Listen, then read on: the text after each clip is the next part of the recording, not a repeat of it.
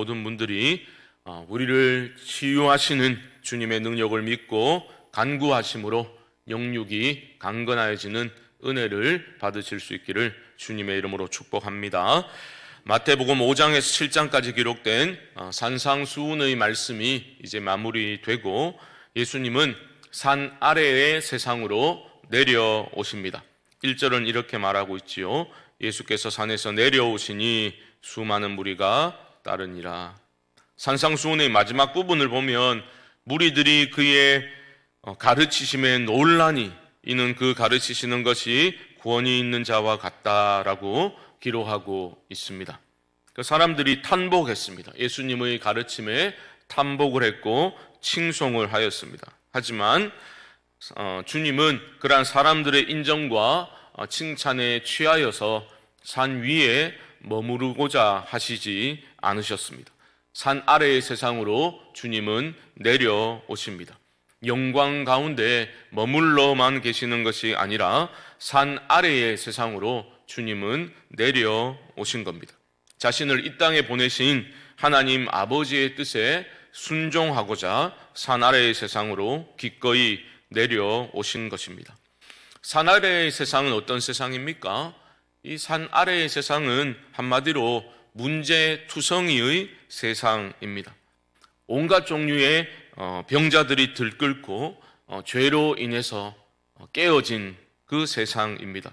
오늘 본문은 그 모든 세상의 깨어짐 속으로 기꺼이 들어가시는 우리 예수님을 발견하게 됩니다. 그리고 그 예수님을 제대로 만나게 되면 그 모든 아픔과 깨어짐과 상처와 질병으로부터 노임을 받을 뿐만 아니라 전인격적인 회복을 경험할 수 있다라는 것을 말씀하고 있습니다. 산에서 내려오신 예수님 앞에 누가 나타났습니까? 바로 나병 환자입니다. 2절을 다시 보십시오. 2절 한 나병 환자가 나와 절하며 이르되 주여 원하시면 저를 깨끗하게 하실 수 있나이다 하거늘. 이 나병 환자의 행동이 예수님의 마음에 큰 감동을 불러일으켰습니다. 왜냐하면 나병 환자가 이렇게 예수님께 왔다라는 것은 매우 용기 있는 행동이었고 주님만이 자신을 고칠 수 있다라는 그 믿음을 가지고 나와 그 앞에 엎드렸던 그러한 행동이었기 때문입니다. 여러분 한번 생각해 보십시오. 1절 하반절에 기록되어져 있는 것처럼 수많은 무리가 예수님을 따르고 있던 그런 상황이었습니다. 그래서 너무나 많은 사람들로 둘러싸여 있는 그러한 상황인 거지요. 그런데 이 나병 환자가 그 인파를 헤집고서 주님 앞에까지 나아온 겁니다. 그리고 그 발 앞에 엎드렸다라는 것은 큰 위험을 무릅쓴 용기 있는 행동인 것입니다. 왜냐하면 나병 환자는 율법이 부정하다고 규정한 사람 아닙니까? 그러니까 사람들과 그렇게 섞여 있으면 안 되었던 사람인 거지요. 어찌 보면 자기 목숨을 걸고 그 예수님을 사람들을 해치고서 비집고서 그렇게 예수님 앞으로 파고 들어온 그러한 사람이었던 것입니다. 그만큼 이 나병 환자는 절박했던 사람이었습니다. 병으로 인해서 짐승 취급받으며 멸시받으며 살아가던 이 저주의 병으로부터 노임받을 수만 있다면 내가 무엇인들 못하겠는가, 그 절박함이 이 환자에게 있었던 것입니다. 하지만 절박함만으로는 인생의 문제가 해결받을 수가 없는 거죠. 근원적인 해결책을 가지고 계신 분에게로 나아가야 합니다. 그분과의 만남이 이루어져야만 치유가 일어나는 거죠. 그런데 그런 점에서 보면 이 나병 환자는 그 자신의 관점에서 볼 때 한마디로 잘 풀린 그런 케이스다라고 볼 수 있겠습니다. 왜냐하면 그는 절박함을 가지고 있었을 뿐만 아니라 올바른 대상을 향해서 찾아갈 수 있었던 것입니다. 그리고 그가 주님 앞에 엎드려서 뭐라고 합니까? 주여 원하시면 저를 깨끗하게 하실 수 있나이다. 그는 예수님을 랍비라고 부르고 있지 않습니다. 주님이라고 부르고 있는 거죠. 그리고 자신의 그 절박한 상황을 내 이야기를 좀 들어보십시오. 그렇게 절박한 상황을 토해놓기 전에 먼저 주님의 주권을 인정하는 듯한 그러한 발언을 먼저 하고 있습니다.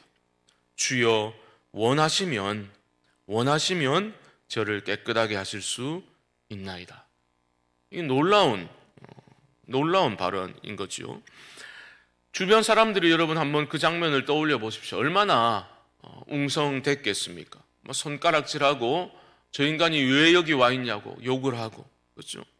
불편해하고 그렇게 비난했던 사람들이 분명히 있었을 것입니다. 하지만 나병 환자는 전혀 개의치 않았습니다. 오직 주님이 자신을 고쳐주시기만을 기다리고 기대하며 그 자리에서 꿈쩍도 하지 않았습니다.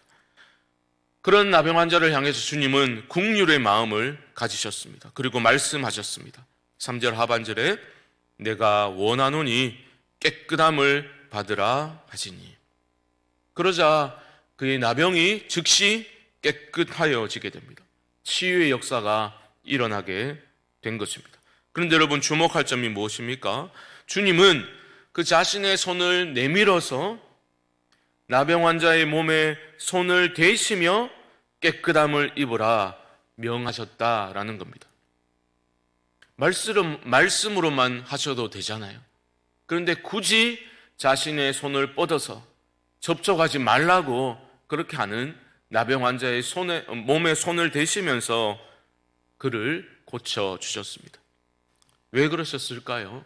이 나병 환자 입장에 생각해 보면 그 따스한 사람의 손길이 얼마나 그리웠겠습니까?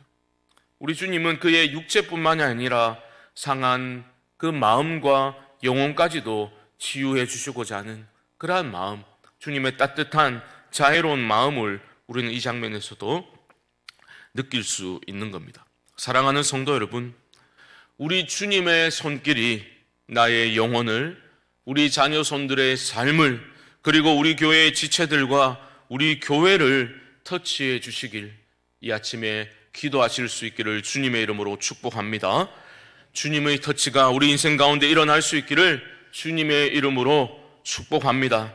여러 선택지들 가운데 하나가 아니라 오직 주님의 어루만지심만이 우리의 삶을 온전케 하신다라는 이 단순한 영적 진리를 여러분 굳게 붙드시고 이 아침에 기도하심으로 말미암아 은혜의 터치가 일어날 수 있기를 주님의 이름으로 간절히 축원드립니다. 우리 주님이 원하시는 것은 주님께서 나를 새롭게 하실 수 있다라는 순전한 믿음뿐입니다. 우리는 믿음을 가지고 기도해야 합니다. 이어지는 치유 기사는 이 점을 우리에게 분명히 보여주고 있죠. 가버나움에 가셨을 때 이방인 백부장이, 그러니까 이방인입니다. 유대인이 아니라고요. 이방인 백부장이 예수님께 나와 이렇게 간구하는 겁니다. 제 하인이 중풍병에 걸려서 몹시 괴로워하고 있습니다. 그렇게 주님께 아뢰게 된 거죠. 그때 주님은 뭐라 하십니까? 내가 가서 고쳐주마 말씀하십니다. 그러자 이방인 백부장은 뭐라고 말합니까? 8절 중반절부터 보시면 주여 내 집에 들어오심을 나는 감당하지 못하겠사오니 다만 말씀으로만 하옵소서. 그러면 내 하인이 낫게 싸움나이다. 내 집에 들어오심을 나는 감당치 못하겠습니다 라는 말은 오늘날 성도들이 신방 가겠습니다 하면 저희 집에 오심을 감당치 못하겠다고 오시지 말라고 하는 그런 여러분들의 멘트가 아니죠. 이방인 백부장은 예수님의 권위를 철저히 인정하고 존경심을 드러내고 있는 그러한 반응이었던 겁니다. 그 말씀의 권위를 그는 온전히 믿었기 때문에 말씀으로만 하옵소서 그렇게 담대히 청할 수 있었던 겁니다. 그의 이 반응이 놀라운 믿음의 반응이었던 것은 우리 주님께서 깜짝 놀라셨어요. 깜짝 놀라셨습니다. 그리고 칭찬을 하시죠. 10절 하반절 보시면 이스라엘 중 아무에게도 이만한 믿음을 보지 못하였노라. 그는 이방인 백부장이었는데 주님은 그런 것 전혀 개의치 아니하시고 그의 믿음만을 보셨고 이렇게 선포해 주셨습니다. 13절 말씀 보십시오. 예수께서 백부장에게 이르시되 가라 내 믿은 대로 될지어다 하시니 그 즉시 하인이 나으니라. 사랑하는 성도 여러분, 정도의 차이는 있겠지만 우리 모두는 병자들입니다. 육체적으로, 정신적으로, 또 관계적으로 치유가 필요한 사람들이 우리들 아닙니까? 기억하십시오. 온전한 치유는 우리 주님의 어루만지심으로만 가능하다라는 것을 여러분이 이 아침에 굳게 믿으시고 그 주님의 어루만지심을 위해 기도하실 수 있기를 바랍니다. 나병 환자를 고치시고 그를 전인격적으로 치유해 주신 주님이 우리의 주님이심, 나의 주님이심을 믿으실 수 있기를 바랍니다. 주님의 권위를 인정하십시오. 그분의 말씀을 여러분 마음에 새기시고 주님을 의지하십시오. 여러 선택지들 가운데 하나가 아니라 내 삶의 유일한 소망으로 주님을 붙드십시오. 그 주님의 다스림을 앙망하시고 그 주님의 만지심을 통해서 내 삶이 새로워질 수 있다는 것을 여러분 믿으시고 간구하십시오. 주님의 터치가 사랑하는 자녀들과 공동체의 지체들에게 임하도록 이 시간 간절히 기도하십시오. 놀라운 은혜가 이 자리에 임하게 될 줄 저는 믿습니다. 참된 회복의 은혜를 경험하는 이 아침 기도의 시간이 되어지기를 주님의 이름으로 간절히 축원드립니다. 기도하겠습니다. 하나님, 우리를 찾아오시고 긍휼히 여기시고 어루만져 주시기를 기뻐하시는 우리 주님 앞에 우리가 집중하여 이 아침에 주님의 은혜만을 간구하기를 소망합니다. 우리의 약함을 아시는 주님께서 우리의 질병을 고치시고 우리의 상한 마음과 그 모든 깨어진 관계들 가운데 주님의 터치가 임하사 온전케 하시는 하나님의 은혜를 우리 모두가 경험케 하여 주옵소서. 지금은 우리 주 예수 그리스도의 크신 은혜와 하나님 아버지의 무한하신 사랑하심과 성령님의 교통하심이 새벽기도 11조 셋째 날 기도의 자리에 나오신 모든 분들의 심령 가운데 지금부터 영원토록 함께 있을지어다. 아멘.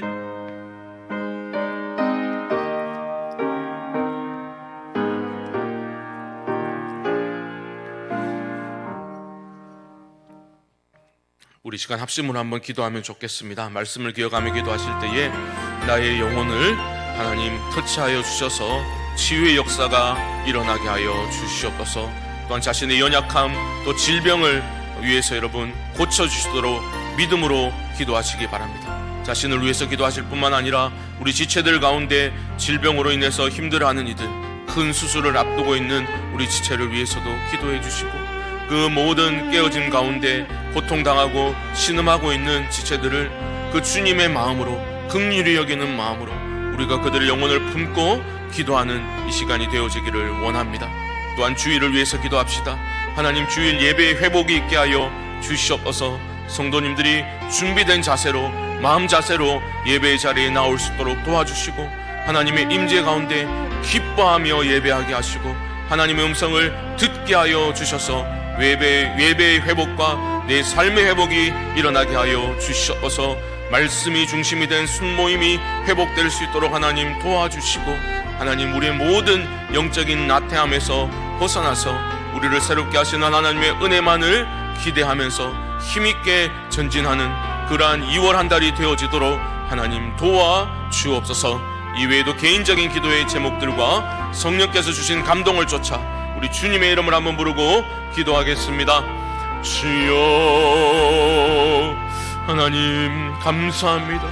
우리에게 생명 주시고 지금까지 살게 하시고 은혜로 지나게 하심을 감사합니다. 하나님, 오늘은 특별히 우리를 찾아오시고 우리를 고치시는 우리 주님의 그 기사를 우리가 살펴보았습니다. 나를 새롭게 하시고 나의 상한 몸과 영혼을, 마음을 치유하실 분은 우리 주님 분이심을 이 아침에 믿음으로 고백하며 믿음으로 선포하며 기도할 때에 우리를 고치시는 하나님의 손길이 아버지 하나님 우리의 상한 부분을 터치하여 주사 고치시고 온전케 하시고 깨끗게 하시는 그 주님의 은혜의 손길을 경험케 하여 주옵소서. 우리 사랑하는 자녀 손들의 삶에 주님의 터치가 임하기를 원합니다. 하나님 아버지, 인간의 설득과 아버지 하나님의 논리가 아니라 하나님이 찾아가 주셔서 불러 임하여 주셔서 하나님 아버지 그들이 은혜를 얻게 하시고 깨닫게 하시고 눈이 열리게 하시고 마음이 열려 주님을 온전히 만날 수 있도록 그래야 회복될 수 있도록 주님 도와주시옵소서. 하나님 아버지 큰 수술을 앞두고 있는 우리 집사님을 기억하여 주시고 주여 그 마음에 그 육체에 하나님의 어루만지심이 있게 하여 주사 깨끗게 하여 주시옵시고 깨끗게 하여 주시옵시고 이전보다 더 강건하여지도록 주여 은혜와 긍휼을 베풀어 주옵소서.